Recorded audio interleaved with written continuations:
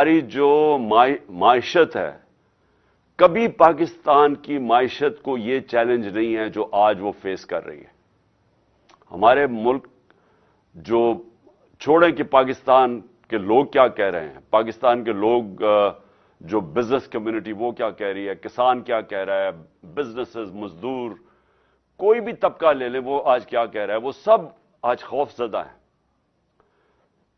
ये हमारे लिए सबसे तशवीशनाक जो फिगर है कि 7.5 लाख पाकिस्तानी मुल्क छोड़ के चले गए हैं पिछले 7-8 महीने में।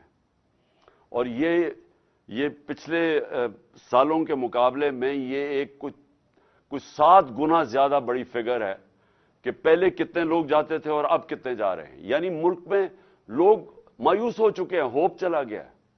ये जो 7 महीने में पाकिस्तान से हुआ है। और क्या हुआ है? जंगल का कानून हुआ है पाकिस्तान में।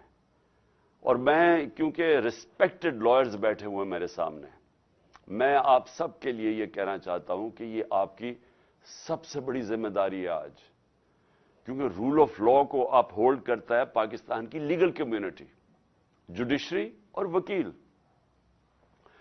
सिर्फ आप एक चीज देख लें कि जिस तरह वो लोग जिनके ऊपर पुराने केसेस करप्शन के बने हुए थे, हमारे दौर के नहीं बने हुए थे केसेस। हमारे दौर में तो सिर्फ एक टीटी केस था शहबाज शरीफ के ऊपर और एक एफआईए में जो इसने नौकरों के नाम पे इनको और इनके बच्चों ने 16 अरब रुपए के नौकरों के नाम पे पैसे लिए थे और वो फिर हजम कर लिए थे।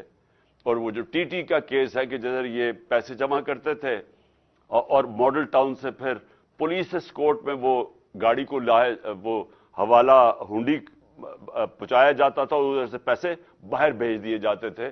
और जब बाहर से मंगवाते थे तो ये वो लोग कभी चीनी वाला तो कोई पापड़ वाला और इस तरह के लोगों के नाम पे पैसे वापस लेके आए, और वो जब जरूरत पड़े बाकी पैसा बाहर रखते थे। वही आसिफ जरदारी का